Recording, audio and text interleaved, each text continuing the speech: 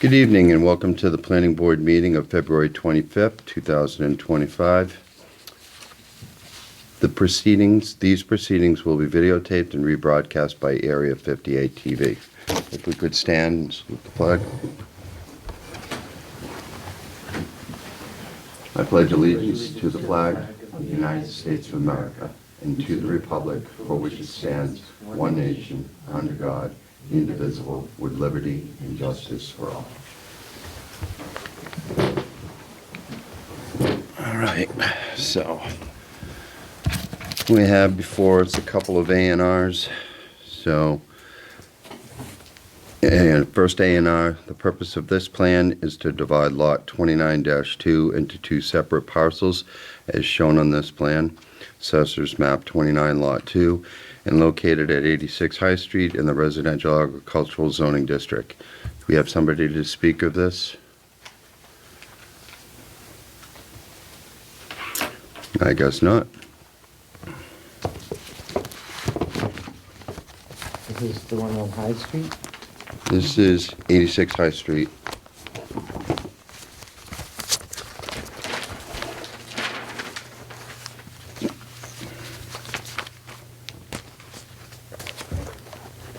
I do have some discussion on it.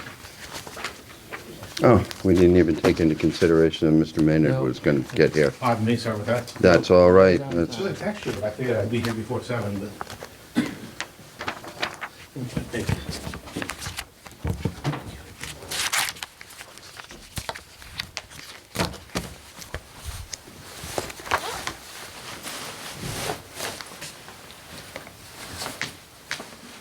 I'm here for 86 High Street. I just thought Joe would be here to first. Oh. okay.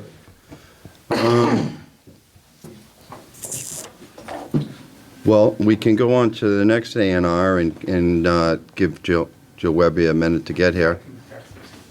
Okay.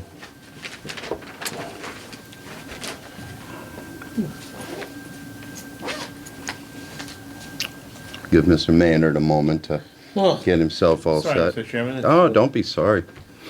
Usually it's like an MBTA issue or something. In this case, it was just bad planning on my part. Poor time management. Apologize. It's all right. Most profusely. It'll never happen again.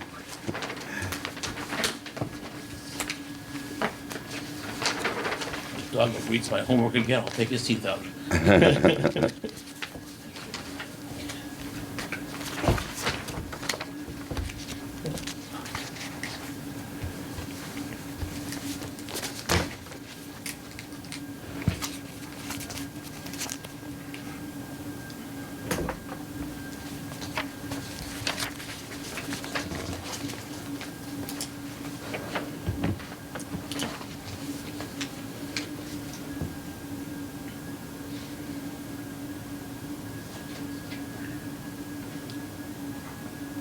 Are you Robert Nickerson? No. We bought it from Robin Nick. Oh, you bought, okay, so I have the right paperwork in front of me at least. Yeah.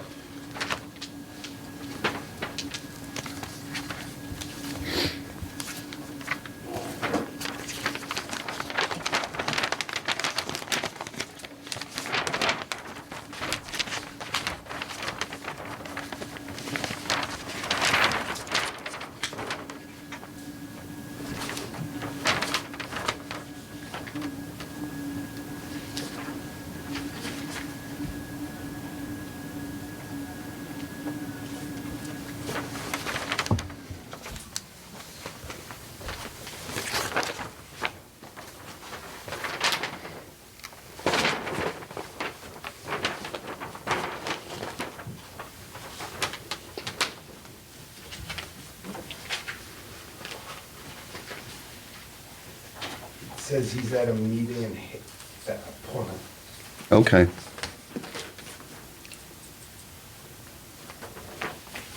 So it's going back to High Street? Do you want to speak about it? I guess, I don't know much to say other than it should meet all the requirements and be all set. I thought Joe was taking care of everything, so. It-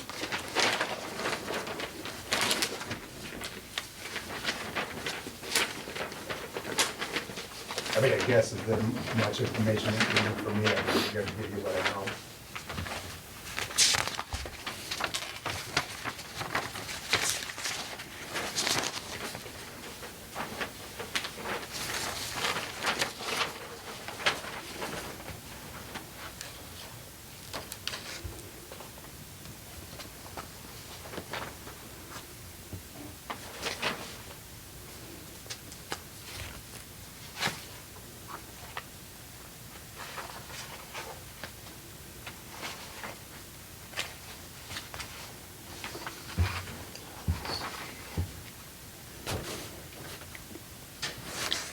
Mr. Shea, do you have any questions? Have you had a chance to look at it? I have, the issue is that the 100-foot wetland marker isn't on here, and Lot 2 and most of Lot 1 would be encompassed by protected areas that were supposed to be on here, so how do you determine whether it's a buildable lot or not? I think it needs further review from the Conservation Commission to establish where the buildable area is. If using my scale here, it's, they're running, I know they were going in the front of the lots, but that over there. it's only like a small area.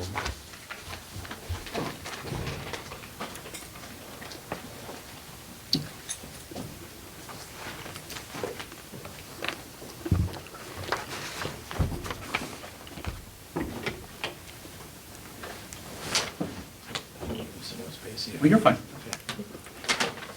It's been a wild day. Do you know if Conservation's seen this? I do not know what he did. He told me meetings, and I was expecting him to be in, do it all. But my Right. understanding was everything was within all requirements. Well, you have the frontage and you have the lot area, but he didn't include the 100-foot boundary around the border and vegetated wetlands, which falls under the Conservation Commission. So whether it's a buildable lot or not, it would still need where is buildable is, or relief from the Conservation Commission would be required.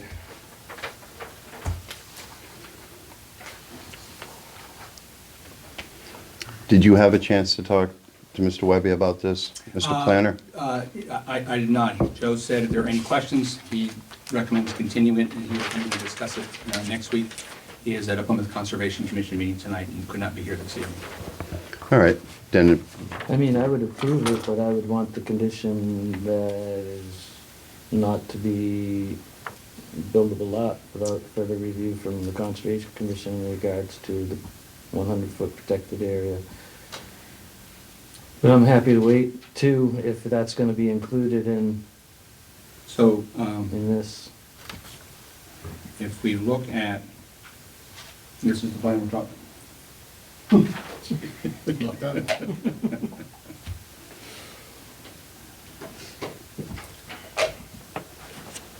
Funny how things work when you're here earlier.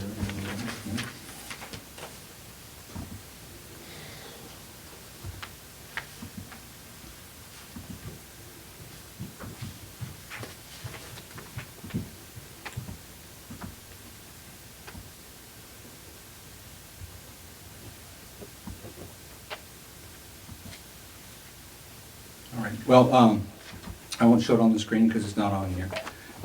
The A&R has a note on it that Mr. Webby specifically asked about, because there was some concern about a previous A&R that Webby Engineering had proposed. And underneath the planning board's endorsement, it says the above endorsement is not a determination as to conformance of local zoning with zoning and other local regulations.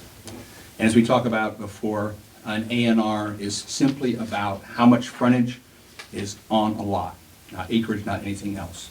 So this note, which is, we see on a number of plans, the above endorsement is not a determination as to conformance with zoning and other local regulations. is sort of a caveat that says, this is an A&R plan, we're changing the lot size. Do we get to build on it? Is it proper for zoning? We'll find out. All right, so do we want to go ahead and approve it with that condition that it's met the requirements for? Well, I don't think you need a condition because the plan states, we're not saying it complies with zoning. We're not saying it's anything other than an A&R. The above endorsement is not a determination as to conformance with zoning and other local regulations. All right. Well then, Mr. Shea, do you? I just say, it's just my feeling that, yes, the disclaimer helps, but, the 100-foot buffer zone should have been included in this, and it's not, so, I mean, when we declare it a lot, we're pretty much declaring that it's a buildable portion of land. And that's where my concern Except you're not. is.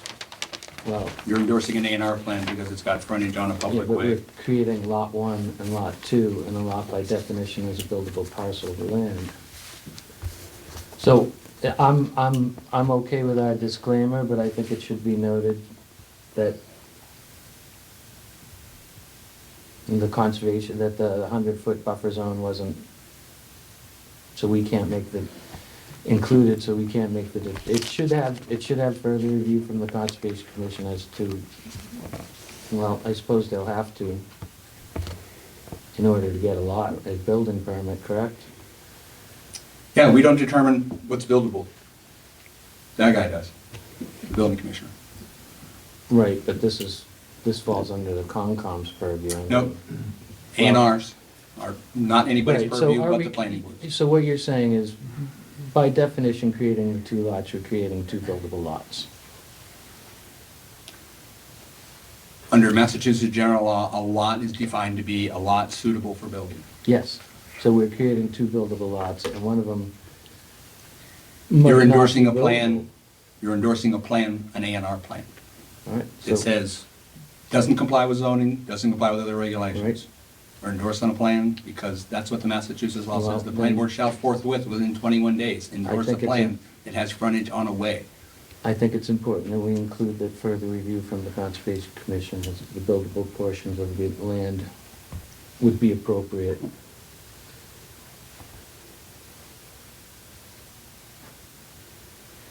So going forward, would you feel more comfortable having Mr. Webby here? Yes, Just so I he can don't hear make that. any decisions because this isn't what I do. It's his Right. profession. Right. It might be noted that he should include the 100-foot buffer zone as it falls under part of the requirements for an A&R plan. All right, we'll do that then. I'll ask for you to make a motion to continue it. I don't think we need a motion to continue it, but we will need permission from the applicant to continue it to our next meeting, and that should be in writing. I got an email essentially that says, if there's questions, continue to next week. And then I'm fine with continuing it. All right. So be it. If the question can be resolved, then I'm happy. All right, thank you. All righty. Thank you. Okay, number 2.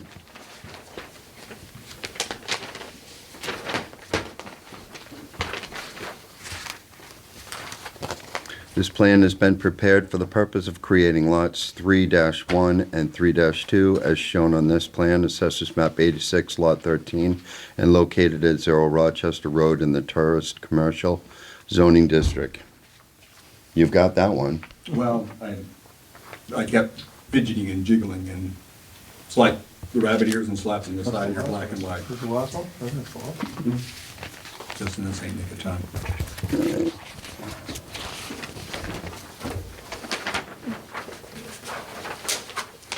This is Rochester Road, lots 3-1, and Pine Street, lots 3-2.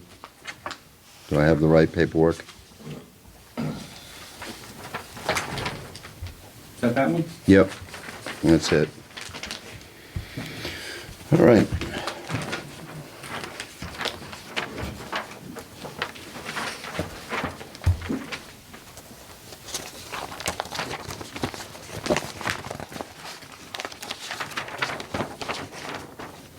Do we have anyone here to speak of this?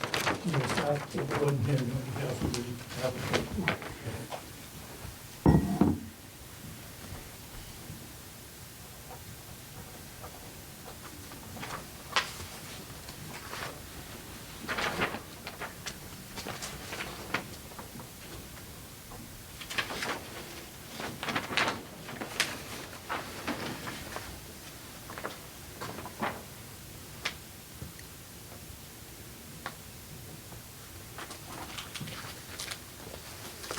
Mr. Planner, do you see we have any concerns, or are we all set on this one? Well, since Mr. Borden is here, and I haven't had a chance to look at the plan prior to, but once again, it's an A&R plan on a public way. And Arthur wants to give any One lot insight. has its frontage on Rochester Road, the other has its frontage on Pine Street. They both exceed the minimum required area for the zone they're in, and they both exceed the required upland. Bogs on there are historical bogs that haven't been harvested in probably at least 20 years that I know of. We showed the 65-foot buffer and the 100-foot buffer.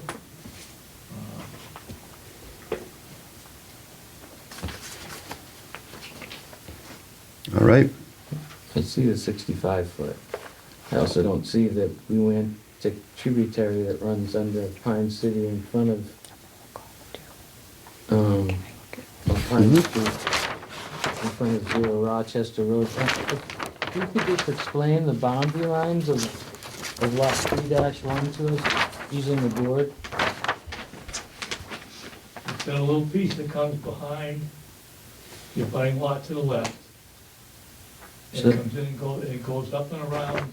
So there's a little strip above Jesse Boyle's property, Yeah, 15-foot strip there. yeah. And then on the other side, there's a little strip that runs up to Eda Avenue and across and around to the far side of the 0 Rochester Road, is that correct? I'm sorry, I don't follow what you're talking here. he's asking about the right side, abutting the Remus and Kimberly Wood Grosselis property. It's not visible on the screen right now. There's a strip of land there that runs up Keeps going. around the bog, A little bit over to the right. right, north of the bog, and then there's a little piece down on Pine Street.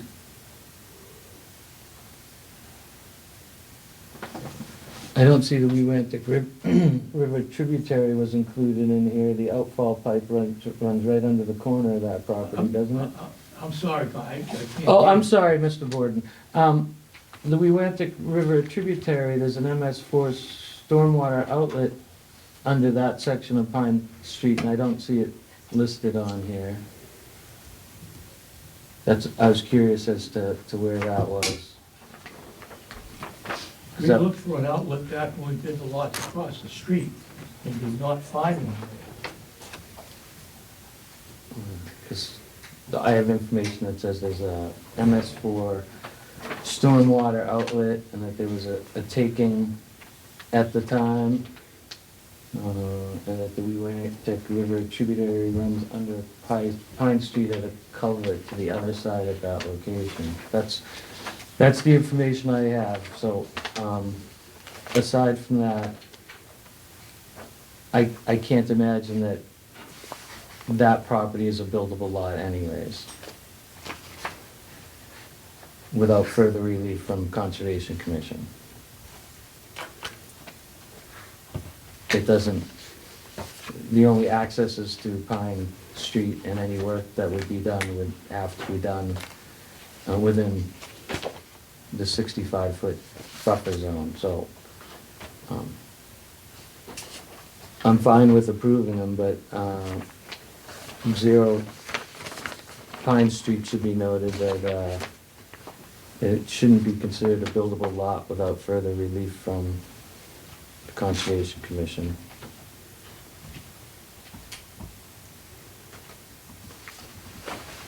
If I may, Yes, once again, underneath the block that says approval is not required by the planning board. The above endorsement is not a determination as to conformance with zoning or other local regulations.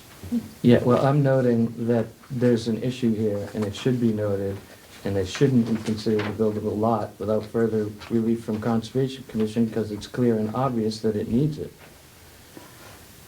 Everything, any work that would be done on 0 Rochester Road portion would be within the 65-foot no-work zone and would require relief from the Conservation Commission. It's as simple as that. So if I may, one more time. Massachusetts General Law says the planning board shall forthwith, within 21 days, endorse an A&R plan that shows frontage on a lot. It doesn't have anything to do with the conservation, doesn't have anything to do with the buildability of it. It is simply the law, it is the most rudimentary thing that the planning board does. The A planning lot board- has a frontage in front of it. There's a note that says, we're not saying it's a buildable lot, it's got to comply with other regulations. It's proper for endorsement for the planning board, as was the last one. Is there a problem? Because the state law also says that if the planning board sees that this is an issue, that they should make a notation of it on the plans. And I see that this is an issue. I think it's a clear and obvious issue that without further relief from the Conservation Commission, that this is not a buildable lot. And I think it's our responsibility to put that on there as the planning board. So typically, if I may, the planning board puts a note on a lot that doesn't have acreage. Because an A&R is about frontage and only. So if you've got 150 foot of frontage and you've got a 20,000 square foot lot, that's pretty clear it's not a buildable lot. In the case of these, they have adequate frontage and they have adequate acreage. Is that correct, Mr. Gordon? They're proper for, ready for I endorsement. don't see any access to any buildable portion of the lot, and that is what I'm noting. Without further relief from the Conservation Commission, there is no access to any buildable portion of this lot. And I think it should be noted in the plan, and I think that's something that the planning board should take seriously. Also, there's a tributary to the Wewantic River that's not noted on here. And to say that the shape of Lot 3 doesn't raise eyebrows, it should, but I'm all right with that, but I'm not all right with the buildability. It's clearly requires further relief from the Conservation Commission. It's as simple as that. Well, it's a majority vote. Yes. If two people vote for it and one person votes against it, actually, the board's got a quorum of 5. Is Mr. Gasky coming tonight? No, he noted that at the last meeting. Okay. So if you don't have 3 who are willing to endorse it, I'd say ask for a continuance until 2 weeks till we got a full board. You can't go to the Conservation Commission without a lot. You have to create the lot first. I know. All Yes. the other regulations in town for buildability, you have to have a lot to present a plan for them to act on. Both of these lots have the required frontage on streets, they have the necessary area, and they have the upland area. We deal with the Conservation Commission on the water source down through the middle of the bogs. And I can tell you, we looked before, a couple of years ago, there's no culvert under Pine Street. There's no flow into that bog, it hasn't been for over 20 years that I've been involved with this property. And And again, that doesn't affect the creation of a lot. Right. We would have to file with the Conservation Commission for an order of conditions. They would help us make a determination of whether that's any kind of a stream or not.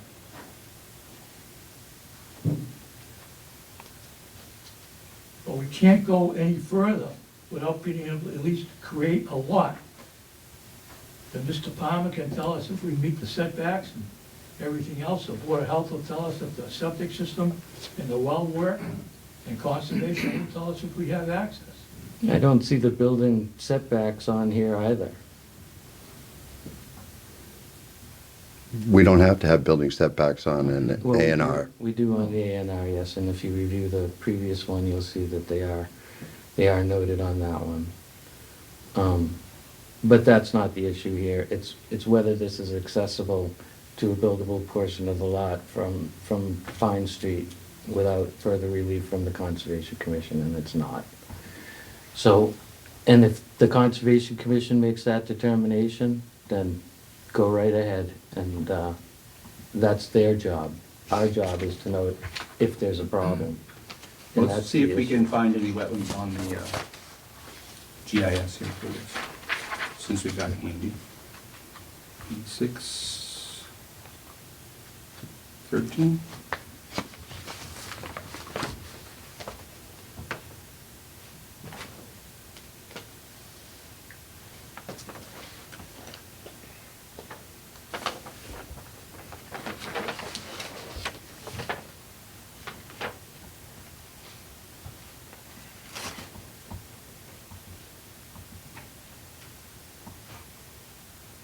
I got really small in her, didn't I?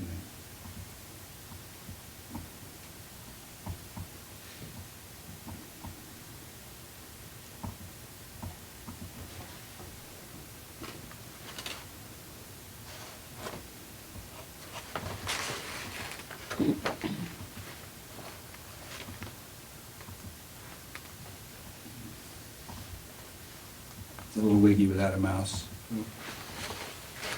So this is our neighborhood here, Rochester and Pine. Then turn on our layers. Additional layers.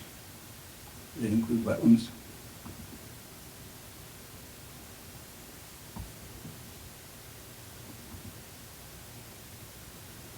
And so according to the town's GIS, there are the wetlands in the area. And which lot are we creating? Which lots are we creating? Zero Rochester and,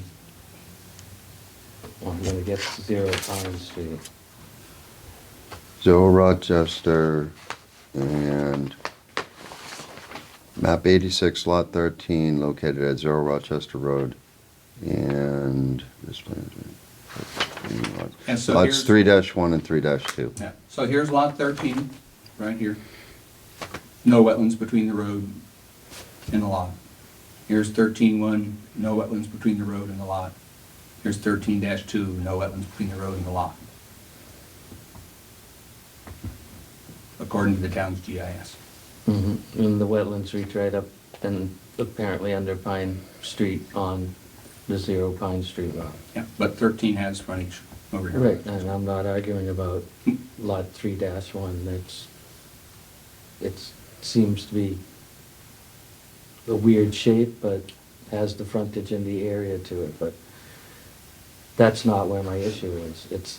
And if I may have mistakenly referred to it as the 0 Rochester Road lot, you'll forgive me, but it's the Pine Street lot that clearly needs, in order to be considered a buildable lot, for the relief from the Conservation Commission.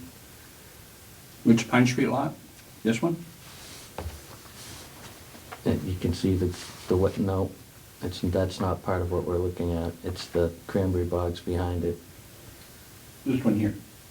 Yep, that reaches down the Pine Street. And there's the frontage on Rochester Street. Well, we're creating that lot, which will cut off any frontage for that rear lot onto Rochester Road.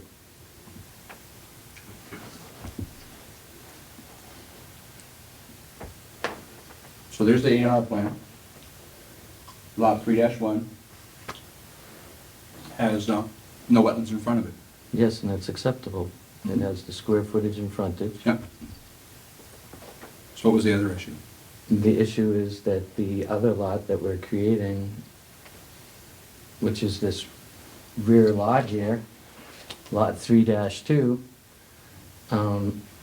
is inaccessible to any of the buildable areas of the lot without further relief from the Conservation Commission. And that's what should be noted on the plans.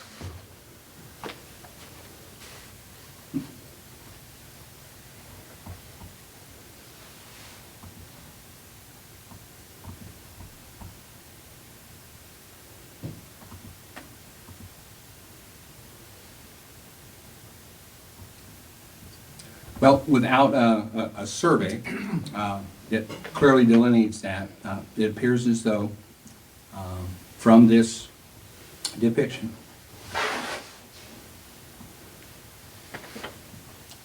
that there's access on this side of the bog.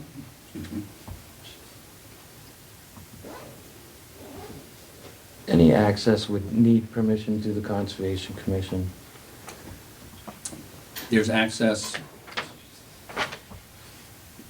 The wetlands does not impede getting on the lot. And I'm not saying there's no access, I'm saying that in order to be considered a buildable lot, in order to put in a driveway or any sort of roadway to any potential buildable areas on this lot, is gonna require review from the Conservation Commission. So when they get ready to do that, they'll go to the Conservation Commission. Good, then it shouldn't be an issue putting it on the A&R.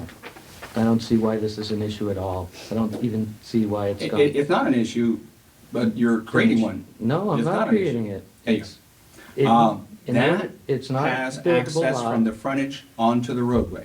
It's not a buildable lot without further relief from the Conservation Commission. It's as simple as that. It isn't.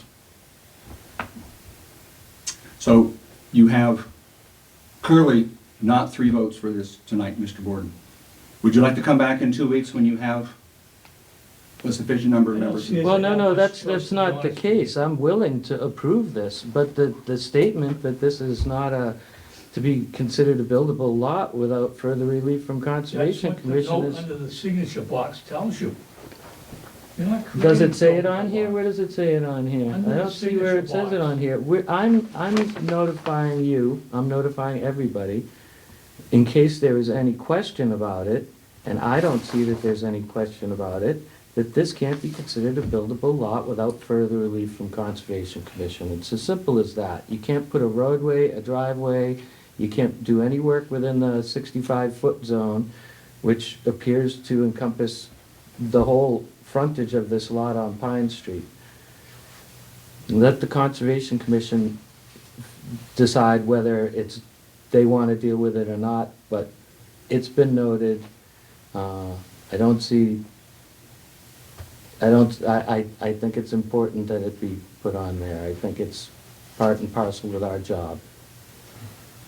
So, as Mr. Borden pointed out, as we pointed out before, underneath that signature block, the above endorsement is not a determination with conformance for zoning and other local I think regulations. you read that The already. board's responsibility, and it's not discretionary. The board's The board responsibility- shall, within 21 days, endorse a lot that has frontage on it. Then, yes, and we are allowed and supposed to, as part of our job, make notations on that as to the buildability of the lot. And this lot is not buildable, simple as that, without further relief from the Conservation Commission, and that should be noted on the work. Yeah, I don't believe you're gonna be able to make that determination because you're not a wetland We are. scientist, you're not on the No. Conservation Commission. So anyhow, we've spent a lot of time on this. Mr. Yes. Borden, ball's in your court. Please continue it to your next meeting.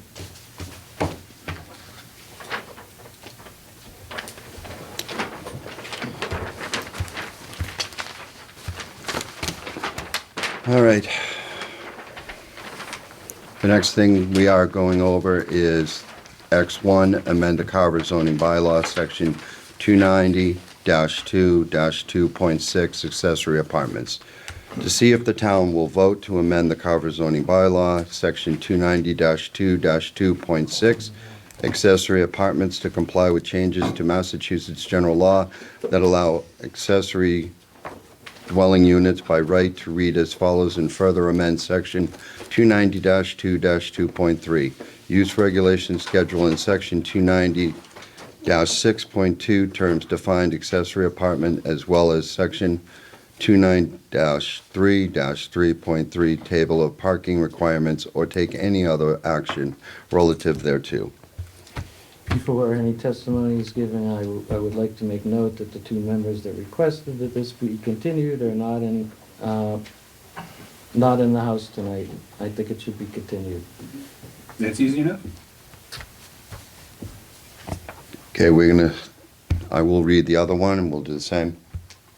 Right, I think if we're going to continue, we should continue it from this point, that I will make a motion to continue the public hearing on Article X1 accessory apartments until March 11. 11th, 2025, 7 PM, room 1, Carver Town Hall.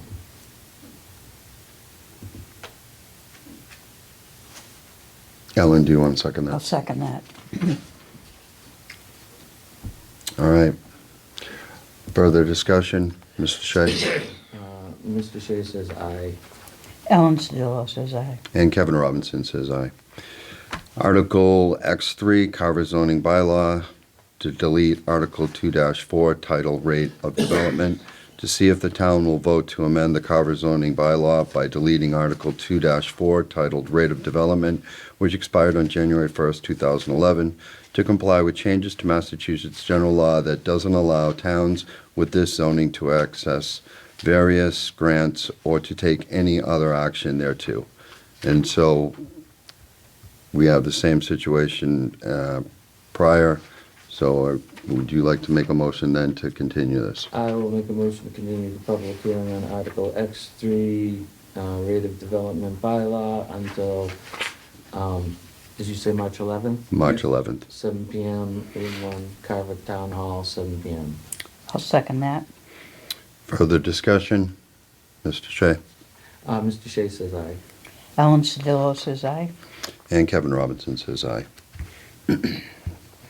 Number 5, Ellis Carver Realty, LLC, requesting a special permit and site plan review pursuant to Article 5-3, Sections 290-2-3.3, Section 290-4-3.4A, and Article 3-1 of the Carver zoning bylaws located at 62 Main Street in Carver, Mass. Assessors map 71, lot 9-1, in the general business zone district for the construction of 2 craftsman tradesman buildings, one at 7,475 square feet and one at 5,200 square feet with required access, parking, and related utilities. The applicant is requesting a continuance to 3/11. Can I have a motion? Motion to continue Ellis Carver Realty LLC for 62 Main Street until March 11th, 2025, 7 PM, Carver Town Hall, room 1. I'll second that. Further discussion? Seeing none, Mr. Shea? Mr. Shea says aye. Ellen Sedillo says aye. And Kevin Robinson says aye. Route 44 Development, LLC, requesting an amendment for a previously approved definitive subdivision entitled Definitive Subdivision Plan for Route 44 Development, LLC, Route 44, Commerce Park, pursuant to the Carver Subdivision Control by Law, for property located at Off Green Park Way, formerly known as Montello Street, amendment for a previously approved definitive subdivision located at Off Green Park Way, formerly known as Montello Street.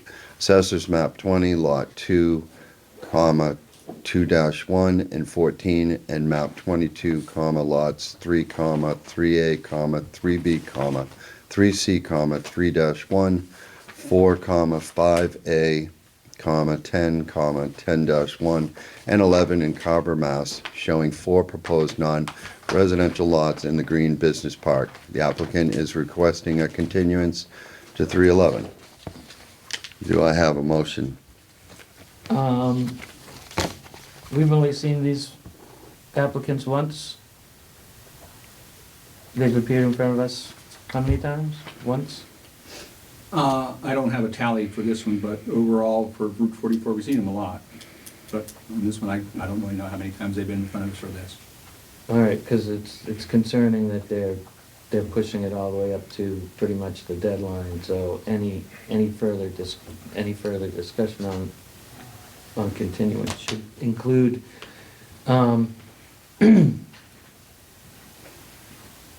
extension on the timeline. But I will. We can certainly ask for one. Now, the reason this isn't before us is because we've been having a number of conversations with town council and their council about their development.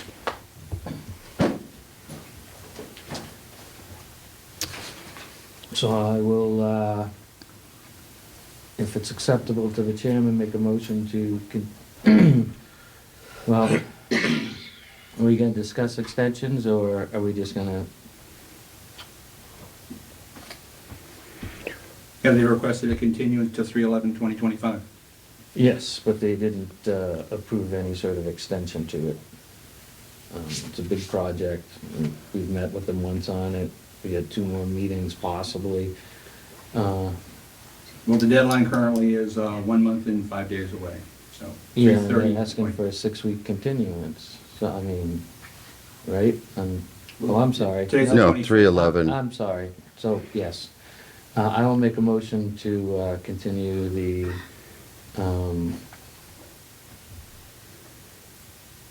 public hearing. Is it a special permit? It's a public hearing. The public Or a hearing on subdivision Route 44 Development LLC until March 11th, 2025, 7 PM, Carver Town Hall, Room 1. I'll second that. Further discussion? Seeing none. Mr. Shea? Mr. Shea says aye. Ellen Sedillo says aye. And Kevin Robinson says aye. All right, if I may, on number 7. Yeah, So when we did the agenda, we had as you noticed, the agenda's been revised a couple of times. So this was actually Meadow Solar was already granted a continuance to 3/11. And the only reason it's on the agenda is it showed up on the first one. So we've already granted a continuance for that. This is just noted on here for the public who wondered what's up with that. So we've already granted them a continuance, so there's no action required for item number 7. okay. So I can move on to number 8. You may. All right. Number Yeah. 8, May I borrow a couple more minutes of your time? absolutely. So, Wenham PV is here as well, and we've got 3 members of the board. Because this is site plan review, we don't have to worry about the Mullen Rule and somebody missing a meeting. So we can go forward with Wenham PV, but the folks who might be here for the next public hearing for Renewable Energy Partners, this is a special permit and a site plan. And a special permit requires 4/5 of the board to vote for it. If a member is not here because the town has not adopted the Mullen Rule, a person, if they miss a meeting, they're not allowed to vote on it. So right now, it requires 4 people to vote on the application. There are 4 members here, including the associate, who are able to vote on that. Given the fact that we're missing 2 members, I guess the question is, are there people here, are there abutters here who are interested particularly in this article, this, for renewable energy at Fosdick and Purchase Street? Are there people here that got a letter or came here to hear about this? Okay. So that's where we're at right now, is that there are 4 people here who can vote on it, and all 4 will have to continue. If this was not opening night, I would typically say, ask for a continuance, but because it's opening night, we don't want to drag you folks out of your house and then send you home. After hearing all this great parliamentary procedures, we'll likely talk about opening the hearing for that, with the understanding that, you gotta have 100% of the votes at this point. There is an article going to town meeting to adopt the Mullen Rule. And I believe if the Mullen Rule is adopted, then those people who missed that meeting could amend, could do the certification and says they're eligible to vote for it. So it's sort of, it is what it is with, cold and flu season and people's travel plans and things like that. So with that, I just want to clarify where we're at, because I didn't want people necessarily have to be here for the rest of the night to figure out what was going on. So with that, I'll turn it back over to you, Mr. Chairman, for Wenham PV. Okay. Wenham PVI LLC requesting a site plan review pursuant to Article 3-1 of the Carver zoning bylaw located at 27 Wenham Road in Carver, Mass., Assessors Map 100, Lot 6, in a residential agricultural zoning district. The applicant is proposing to construct a smart dual-use agrivoltaic LSGM SPI on a plot of land currently utilized for cranberry farming. That's you, Kevin. I You think want I- to use the, That's me, yeah, I can I, absolutely. yeah, if you have the latest thing. No, I'll plug in. Before we begin, Yeah, you understand where we're at. So this is a site plan. Well, They have a special permit that we're opening next meeting on this. So I think most of the technical issues on this have been sorted out. We're going to hear from Kyle about how the ZBA granted a frontage variance for it. The fire department was fine with that. We just cannot vote it tonight because the special permit that's associated with it won't open until our next meeting. So the Mullen Rule doesn't pertain to site plans. It pertains to special permits. And our associate member doesn't vote on site plans, he only votes on special permits. But two people can miss, and we can still talk about it next week, or 2 weeks from now. So with that, Kyle's here. You want to plug your laptop in? Yeah, I mean, I guess I can just get started. I mean, it's been, I can kind of just. Okay, come a little closer so our minute taker can hear, can pick up. I haven't done a meeting in this room before. So That's fine. I don't know exactly what to do with myself. But yeah, I'll stand up. Yeah, come on up to the table and introduce yourself for our minute taker. Like over here. Yeah, there's a seat right there. I'll stand up over here if that works. All right. Yeah, so I guess I'm just looking at the notes from the last time. Go ahead and state your name. Yeah, sorry, Kyle Murphy. I'm here representing Wenham PB1 LLC, is the dual use agrivoltaic solar project over the Cranberry Bog that we've been working with the board here with and all the other boards in town. So, I mean, we were last year in front of the planning board on December 10th. And I mean, there were many things that were discussed. I know one of them was we made a couple of minor updates to the site plans since the last meeting. Yeah, those are a couple. You know, we love to revise our site plans. Plug that into your laptop, Kyle. Okey-dokey. Do that. You're probably more comfortable sitting than holding that thing while you're talking. There you go. You're up. Before you go too far, let me unwrap myself. That spot.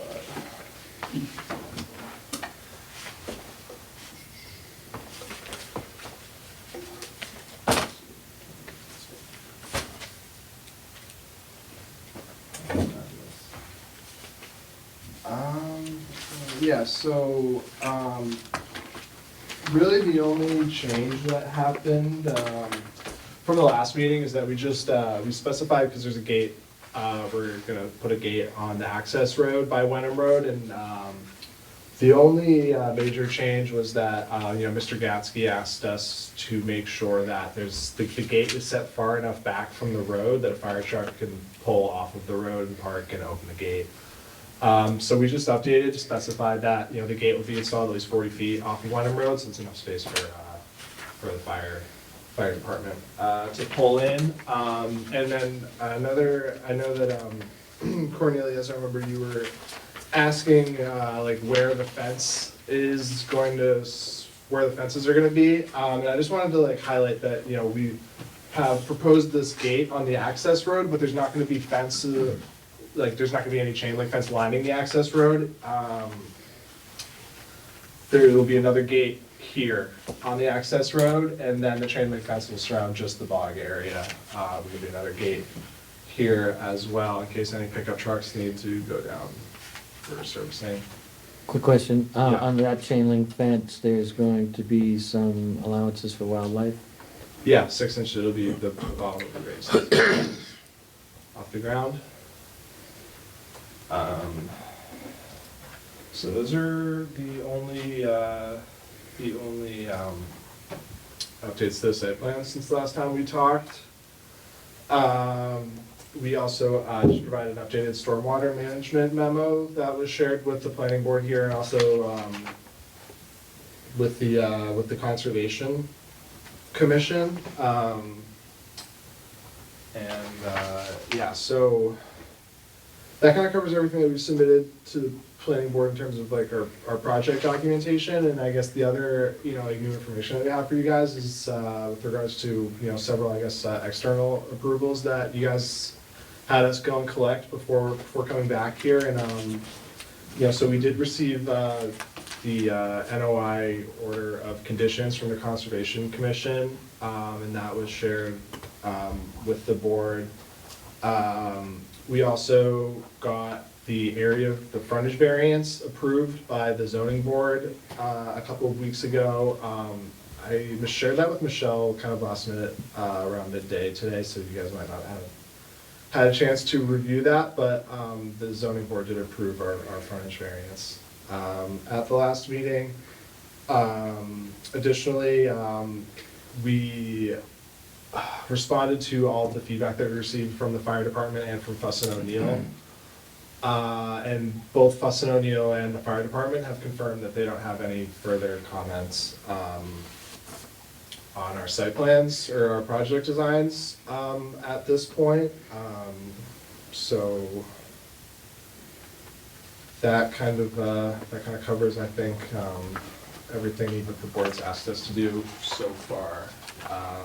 So I think at that point, I'll just open it up to you guys if you have anything you'd like to talk about. I'm all set. I appreciate that you brought that information to us. Thank you. Mr. Shea, do you have anything? Just one, it's, we're saying the special permit is supposed to be starting at our next meeting? Correct. Initially, when they applied, they made a case that a special permit wasn't required because of the agricultural use, and town council opined that yes, they did. So they applied for the special permit. We had a posting error. Otherwise, we would have been talking about the special permit tonight, except we wouldn't be talking about the special permit tonight because we're missing so many people here. So at our next meeting, given that the technical issues have been resolved, we'll open the special permit for the use, and frankly, it shouldn't be a whole lot of discussion about that. I hope to have a draft decision ready for the planning board to look at and discuss at the meeting on the 11th. And the site plan will run concurrent with that so that we don't have to worry about this extension deadline? Yep. Excellent.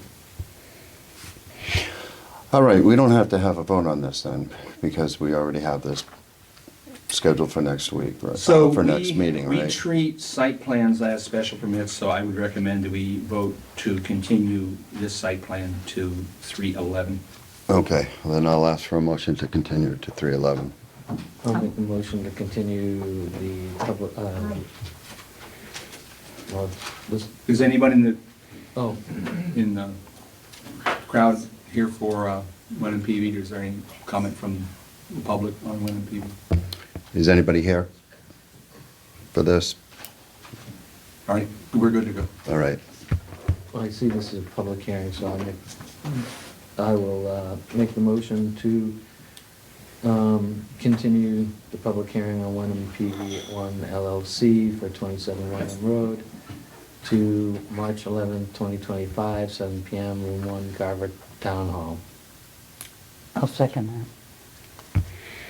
Further discussion? Mr. Shea? Mr. Shea says aye. Ellen Sedillo says aye. And Kevin Robinson says aye. All right, so, thank you, Kyle.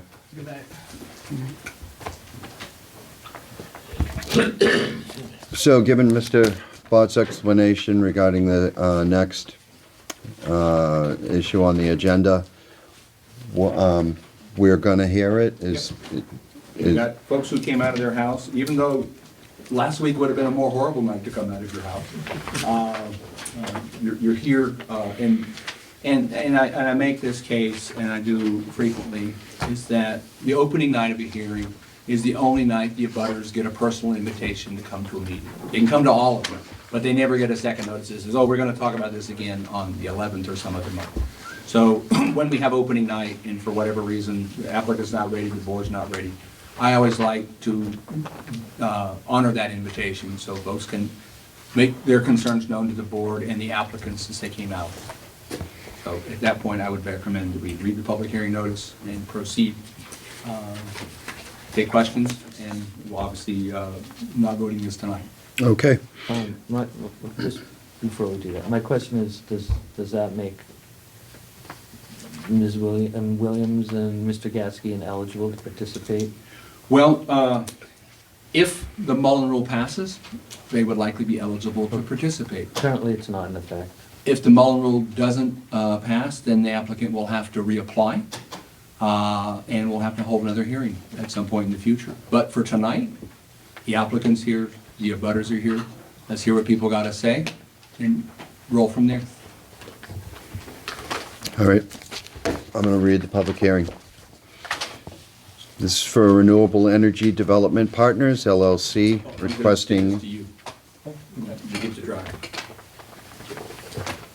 requesting a special permanent site plan review pursuant to section 290-2-2.3C, Article 3-1, 290-4-3.4A, and Article 5-3 of the Carver zoning bylaw, located at 96 Purchase Street, 0 Lee Way, 0 Rare Fosdick Road in Carver, Mass. Assessors map 57, map 58, lot 2-A, lot 2-0 in the residential agricultural zoning district. The proposed project includes a dual-use ground-mounted photovoltaic system on existing agricultural cranberry bogs as part of an agricultural solar tariff generation unit. Good evening. Evening, Mr. Chairman, members of the board. My name is Andrew Hamill with Weston Sampson Engineers. I'm here with Stacy Minahan of Beals and Thomas. Obviously here tonight to open a public hearing for a dual-use agricultural project located at 96 Purchase Street.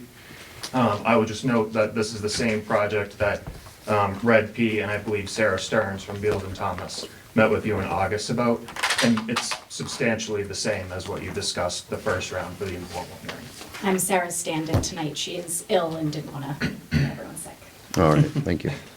And we apologize, Red P., the applicant, couldn't be here tonight, but the overall goal, hopefully this evening, was to open the public hearing, reintroduce the project, and potentially find some dates that may work for a site visit or a site walk, assuming that the board would like to go out there and physically stand and look around. And then ideally, if possible, we could save any big solar-related questions until the applicant is here, but we'd certainly hear them tonight and then come with the exact information that the abutters or anybody in the audience commented on. I'll just run through the existing conditions. Feel free to stop me anytime if you've heard it, know it, and we can kind of go from there. So the applicant proposes to construct a ground-mounted solar array over existing upland cranberry bogs in the active agricultural operation off of Purchase Street in Carver. The overall goal of the project is to install and operate a renewable energy generating facility in a manner that does not disrupt the ongoing agricultural use of the site. It is the intent that the applicant and the landowner will use this project in harmony together. I can skip the bylaw information. You of course know your bylaws, but the Johnson Cranberry operation is currently and actively farmed cranberry bogs and associated agricultural canals in Carver and in Middleborough. This project takes place entirely in Carver. The portion of the farm in Carver is approximately 130 acres, and the property is bounded to the north by Purchase Street, to the east by Fosdick Road, and to the south by Fosdick Road and Beaver Dam Road. I would just note that the order, or an ORAD, was issued by the Carver Conservation Commission confirming that these were upland bogs. The proposed project includes a construction, installation, and operation of a 3.2 megawatt DC dual-use ground-mounted solar system, as well as the interconnection to the electrical grid. It consists of 2 separate arrays that will be installed on separate bogs, designed and installed in accordance with the ASTGU requirements under the Massachusetts SMART program. The PV arrays are proposed in the confirmed upland cranberry bogs in the central portion of the property, and those 2 bogs take up 21 acres, of which the PV arrays would occupy about 15 acres of the project. There has been additional spacing incorporated between the rows for the PV modules to allow for equipment access and to continue the operation, as well as other operational constraints that the farmer may have moving forward. The single-axis tracking arrays will be elevated to approximately 10 feet above the existing grade, and the rows of PV modules will be spaced, as I said, 24 feet apart. Access to the proposed project is off of Purchase Street by the way of an existing paved entrance, the paved driveway, and existing sand roads, and the property will be utilized for the construction, operation, and emergency access where necessary as indicated on the plans. The existing roads have been maintained by the landowner for agricultural purposes, and we're not anticipating having to make any improvements to these roads. Interconnection to the electrical grid is proposed to occur at the existing utility pole off of Purchase Street. Electrical infrastructure connecting the PV arrays to the grid has been sited underground per the zoning bylaws, except are required to be above ground by the utility. The equipment area on site will be located in a previously disturbed upland area and will consist of typical PV equipment such as inverters, transformers, and switchgear, which will then be surrounded by a perimeter fence and access gate. Other than the concrete equipment pads, the project site will remain pervious as it is currently. In addition, the project will follow the DOER requirements for best management practices, which are actually similar to the bylaws that you folks have yourself.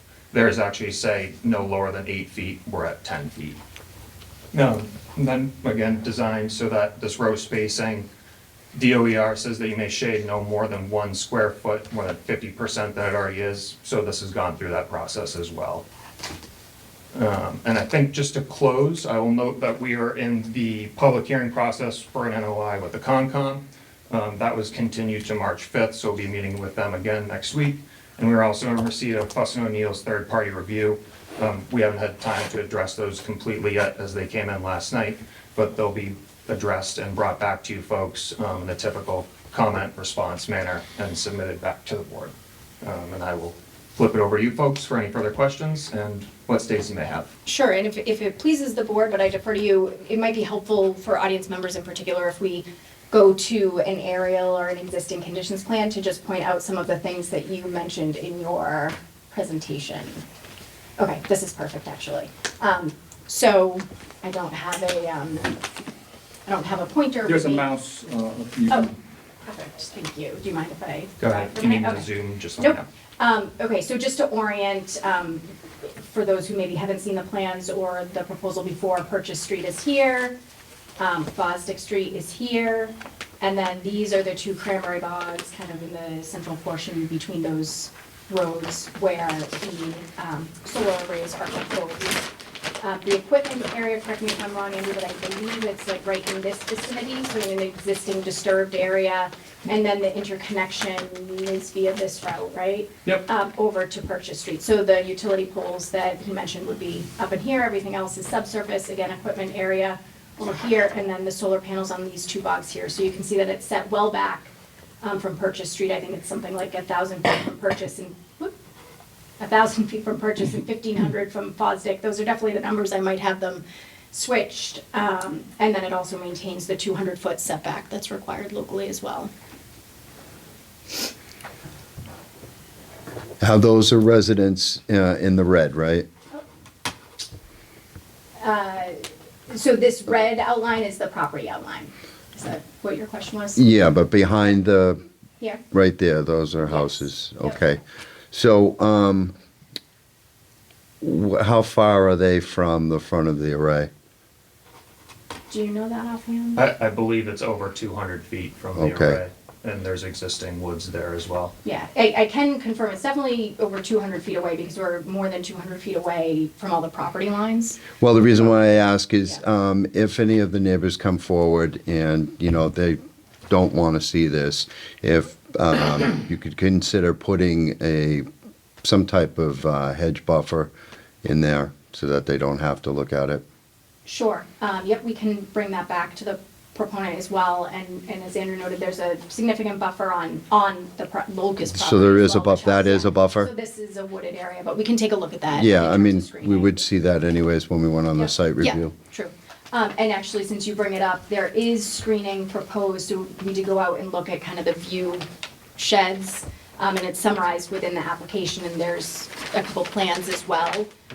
But just for the room's understanding, there's some screening proposed at the Purchase Street Okay, right-of-way to help screen, because you can see there's a little bit of an open space here across Right. this other cranberry bog. Then there's also screening proposed along here to help block that view from Purchase Street. okay, And there's also screening proposed, I think it's along here on Fosdick Street as well. So, but we'll certainly note that other area down to. all right, thank you. take a look at. And those are the ones notated in green on this, is that correct? Yes, yep, exactly. Are those wooded areas in the north there proposed to be left? Yes, there's no tree clearing from the project. There will be no tree clearing at all in that area, or there will be no tree clearing associated with the project? There is no tree clearing associated with the project. I'm looking at Andrew for confirmation since he's more familiar, but as I was preparing to replace Sarah tonight, that is what I took from the plans and the narrative. Is that Yeah. correct? Yes, as part of building this project, there is no tree clearing proposed. Yeah, and no grading as well. All right, because it looks like there's some sand extraction going on behind that, and I wanted to make sure that wasn't going to extend. We can look into that and answer. I'm not sure what that area is. Um, It's certainly not being done as part of this project. Have you received waivers from any of the neighbors? I notice 100 Carver Street, the Hanulas, 94 Purchase Street Are you referring to for waivers screening. of the 200-foot setback? No, it looks like you can meet the 200-foot setback, Yep. but there's still the screening requirements. I'm sorry? There's still these screening requirements. Yep. So 94 Purchase Street, have they provided a waiver? Because it doesn't look like you're gonna meet the screening requirements there, or for 100 Carver Street, or Wayne and Elaine Hanwell? Yep, we can look into that and let the And- board know. And what sort of screening requirements, screening are you going to do over on Fosdick Road from the residential area over there? Sure, that similarly has, actually, if we can go to the aerial, the two aerial screening. So, yep, so at the bottom of the screen here in green is the screening along Fosdick. And I'd have to look at the next sheet to see what's specifically proposed. If you go up to I was the, talking about the residents, screening from oh, that large stretch from where you're proposed it north. sorry, just a little bit. Just use the wheel. There we go. Is there gonna be further plantings behind the So- residents' houses to? Let me just make sure I'm clear on where you're Bigger map talking that about. yeah, see, so you're proposing it there, and if you continue north across that road there. You're talking about here?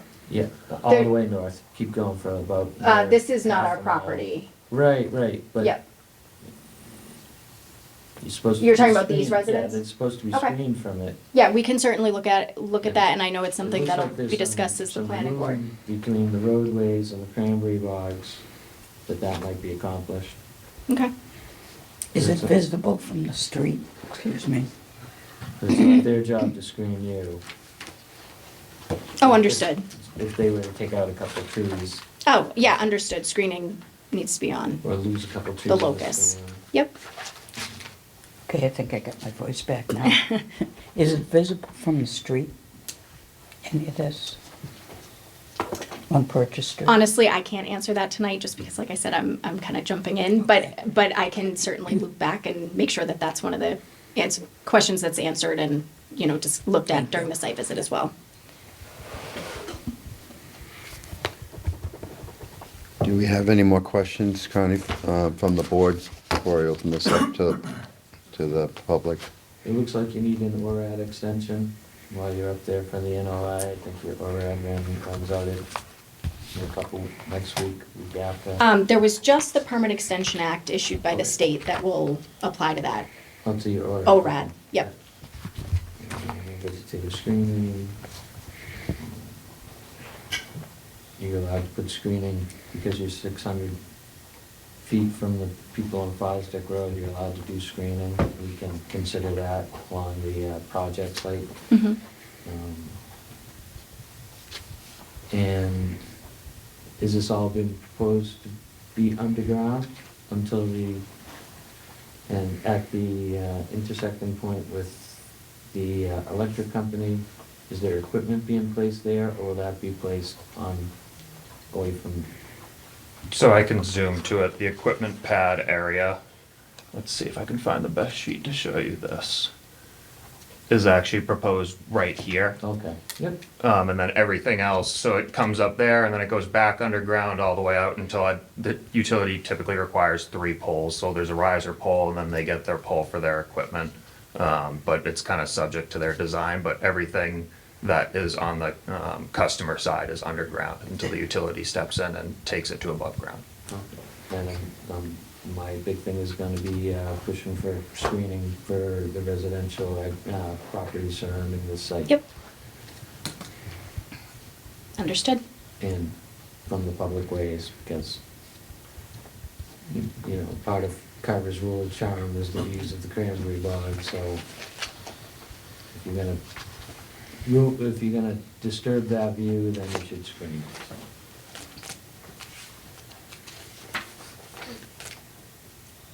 What's your plan for the removal of non-functional panels? How often will that be done? We can ask the solar developer to address that. Generally speaking, it's not a set, my understanding is it's not a set removal period. It's just if one breaks, then they will go in and remove and replace it. We'll But need that to be identified. I'm sorry? We'll need that to be identified. How long? Like if the panel breaks, are you gonna take 3 months? Oh, 2 how long years? after a breakage? Yeah. I understand. Okay. I'm also, because there's a lot of work gonna be going on here, gonna want a concrete berm on Purchase Street to protect the road. Okay. Is there mercury in those panels on the solar? We will need to have the solar developer answer that definitively. I can speak from having worked with this particular developer in the past and having just last week in Wareham heard their description when they answered a similar pollution concern question from the Conservation Commission there, that the solar panels are inert. They're like solid state solar panels. When they do break, they break like a car windshield. They don't shatter. So my gut is no, but I would want them to confirm that. Okay. Do we have any further questions? I'm going to open it up to the public. If anybody wants to come forward, now's the time for us to hear any of your concerns.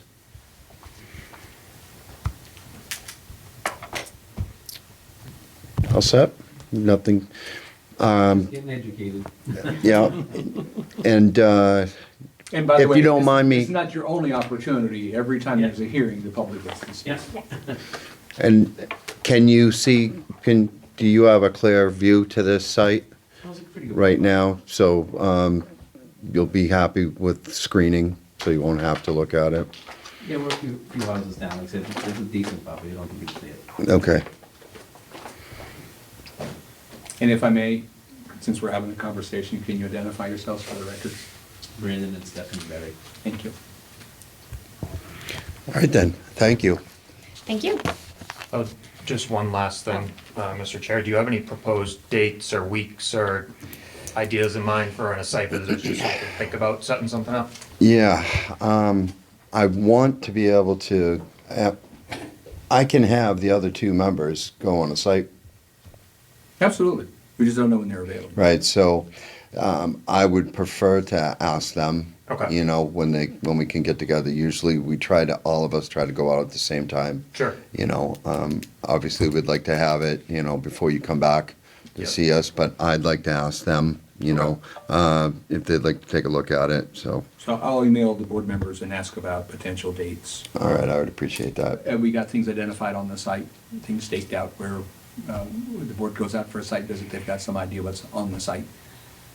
Is it, so they're not staked out now, correct? Yes. I think it's fairly readily apparent, just because of the existing nature of the cranberry bogs, there's so much to go off of in the dike roads. The only thing that maybe isn't obvious from the panels is the equipment area, but if it's something where the board would like, you know, on that west, well, I don't know which way north is actually, but on that, looking at the plan view left, that solar panel doesn't go the full extent of that bog, so if it's something where you wanted like a marker where that ends, we could certainly do that, and a stake where the equipment pad is, or whatever the board's preference is. It's atypical because it's not a wooded site, so I would definitely love input on what you would like staked if. And so if you can stake the sort of the corners of the arrays. Okay. The equipment pad, because as you know, after you're out walking around in the woods, you know, it's a little hard to figure out, you know, where you're at in relationship to everything else. Right, that's why this site it has the benefit of not being wooded, so it's easier to find. So we'll do Or the, even out in the, outside Oh, of the the building, box. outside of Yeah. the street, so. so we'll do the array corners and the equipment pad corners. And your surveyor can have that staked out within, Are we the surveyor on the same board? I should know the answer. We'll handle it. Okay. Yeah. Yeah. so shoot me back a note after you talk to your survey folks and tell me when they can have it surveyed. Okay. And then I'll coordinate with the board about a site visit date. Okay. All right, All right then, thank you very much. thank you, have a good night. We're not gonna close the public hearing. Nope, we're gonna continue it. To 8. So you, We have quite a bit going on the 11th. Is it gonna be a problem putting it off to the next, to the 25th? well, you did get the review from Fuss and O'Neill. That you'll be working on the responses for that. Yeah. We've got our surveyor to do. Given the lack of an espresso bar in here for the meeting on the 11th, we might be sleeping by the time we get to some of the applicants. So if you guys are fine pushing this out to the second meeting in March. But if that's what the board needs, then I think that's what we'll have to do. I think internally, I know we can turn around the plans and the updates and stuff like that for the 11th, but if the board, obviously, we don't want to drag people and hold them here. Could we continue to the 11th, but Sure. then if the board Yep. is overbooked, let us know and we That's can fine. continue the next? Okay, thank you very much.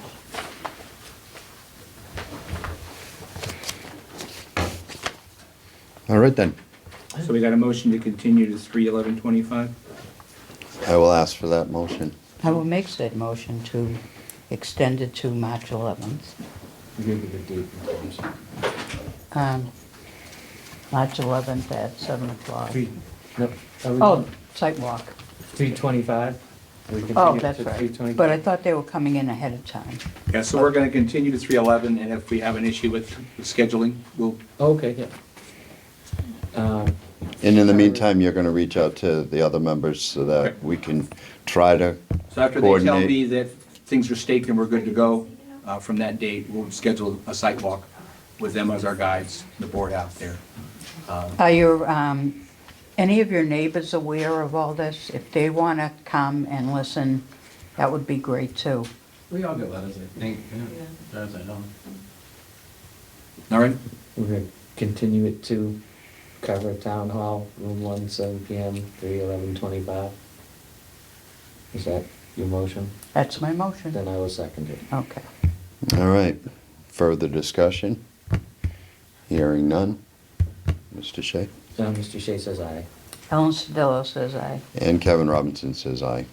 I don't believe I got Andy Glenn's letter on that, so if that could be included. For 96 Burgess Street? This one we just had. Thank you. Okay, thank you.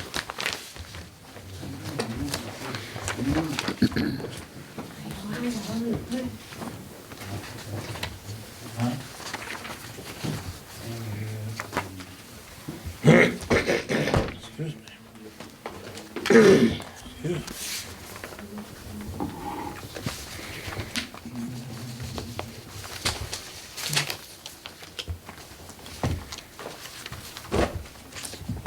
Do you have any notes at this time? Anything to discuss?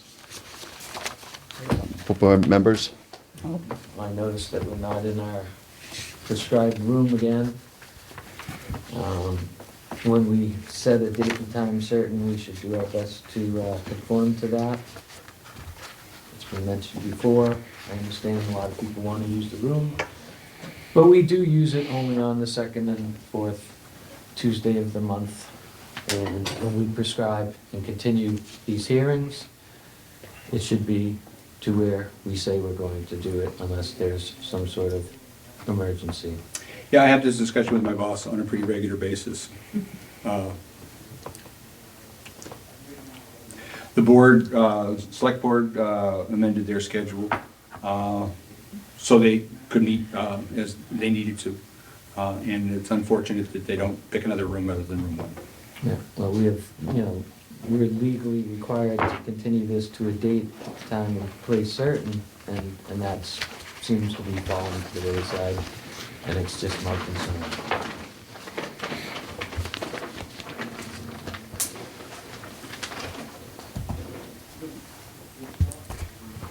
Any other member notes? Do you have your, Just make sure that that's noted. Then wait, hold on for a second.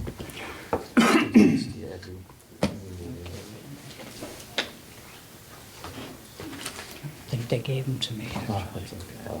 What are you looking for? Minutes. The meeting. The minutes? Yeah. Yeah, If you're done with them. I'm done with them. I read them. All right. So I have a couple of notes. Yes. Before they get away from us. So, we received a request from Senator Doomer and Representative Gatsky about having a joint meeting with the Select Board on March 18th. And I would like to know if the board members are available to attend a meeting on March 18th with the Planning Board and the recently elected legislative delegation. We'll What? be meeting on the 11th. March 18th, We'll What be day of meeting the as a week is Planning it? board on the 11th. Planning Board meets on the 11th, So that's a Tuesday. Yep. What time? likely 7 o'clock. I think the Select Board might start at 6:30. And while we're at the joint meeting, you can mention that room thing. Perfectly appropriate. You're co-equals, you're both elected. Dude, stay off my turf. Bring it up. Well, I think it's the chairman's responsibility to handle these issues, but we'll see where it goes. I'm fine with March 18th at 7 PM, if we can have the opportunity to have our representatives here to address our issues. I think it's important that we show up. How's that work for the members of the board? I'm fine to be there. All right, so I got Shay, 7 PM.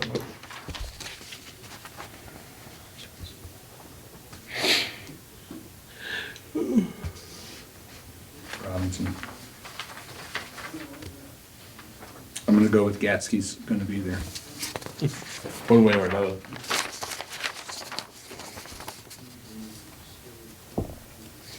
Does that schedule work for you, Ellen? Yeah. Okay. Oh, Alan. Oh, they're on. That Ellen- sounds like Ellen Ellen. and Alan? Ellen and Alan. To both of us. Did you say yes? Yes. Okay. And Ellen says yes. All right, other announcements from the planner. March 15th is the 30th Annual CPTC Conference, the Citizens Planning Training Collaborative Conference. I've mentioned this to the board before. I'll mention it again to you, that this is an opportunity for the board members to go to the CPC conference and get some additional training for some of the things that we deal with on a regular basis. The town pays for your application. It's $95 for the conference from 8 to 3:30. It includes breakfast and lunch. I've said it over and over again, there's no better value on the planet as far as training goes than CPTC. For the $95 it costs for this conference, I paid for that for parking for 2 days for a conference in Boston. So it is great content, including in the sessions our roles and responsibilities for the planning board. That session is being presented by, looks like Thomas Bott, the town planner in Carver. Other sessions that are included are how not to hold a public meeting, clean energy projects, consolidated permitting, and solar incentives. We have a lot of solar here, that could be very helpful. Open space and recreation plan update, what's new with ADUs, we haven't had quite a conversation about that recently. Subdivision surety, use of design guidelines, demystifying development, a peek behind the curtain of permitting projects. What planning boards and zoning boards need to know about conservation commissions and wetland laws, permits, process, policy, land, and water management and enforcement. That's the whole title of the thing. So we've had a conversation tonight about wetlands and things like that. What's new with Community One Stop, writing reasonable and defensible decisions, site plan review, regional approaches to historic preservation, drafting effective RFPs for planning services, home rule petitions, regional planning agencies, who are they, what do they do for you? So there are 3 different sessions, so you pick a session you want to go to. Like I said, it is a great value. It provides a lot of clarity and a lot of information for the board. And you typically get a handout with it that you can refer back to. So I highly recommend it, March 15th. Let me know if you want to go. We'll get you signed up for it. And like I said, town will pay for your mileage to drive there and back as well. And there's Where several is it people- held? The College of the Holy Cross in Worcester. Made a face. I'm not driving long distance anymore. I don't, And when is it? March 15th, March Saturday from 15th. 8 a.m. to 3:30 p.m. It's a Saturday? It's a Saturday. I'd be willing to Yeah. drive. I was gonna say, if I'm free, I'm willing to drive. Maybe we could carpool, the 3 of us. that's He does have a sharp-looking vehicle. I like that. all right. You might have to clean it out, though, right? I don't let the kids there, it's usually pretty clean. All right. All right, so I would like to participate in that. I just have So, to- I have to verify that I'm free, because Yeah, well, like I said, I just want to make sure you know, like I said, it's a great value. Other than the first speaker, that guy I talked about, well, the speakers are pretty engaging and interesting to listen to. All right. All right.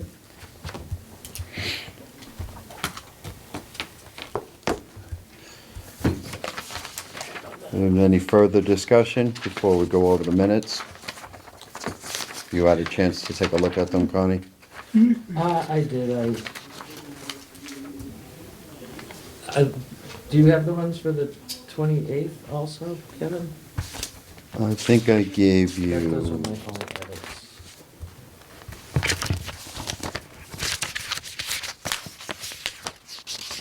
no, I thought I gave you.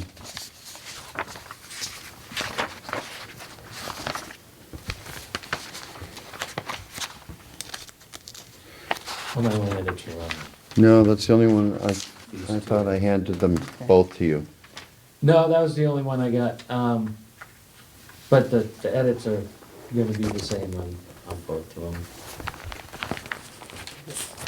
And it basically just changes,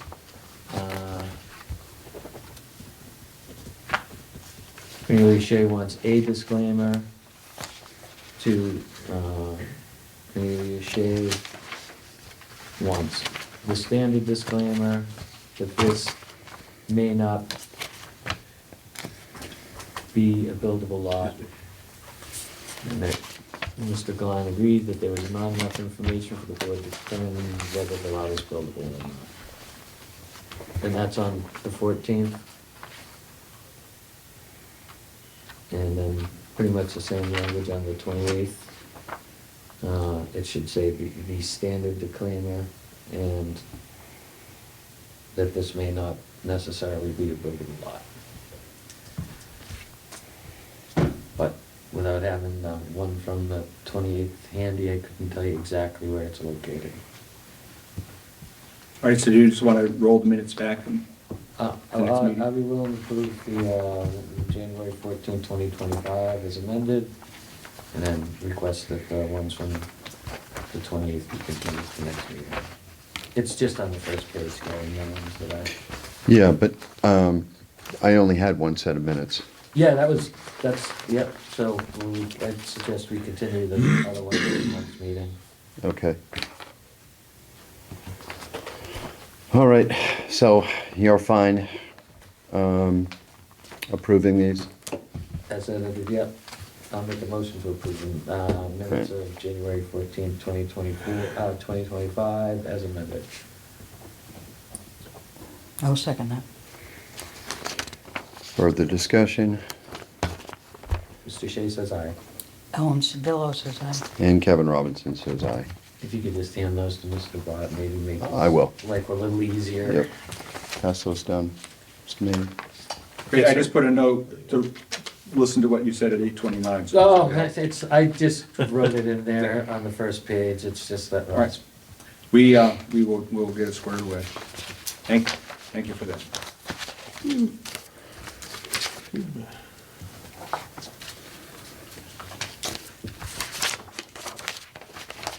All right.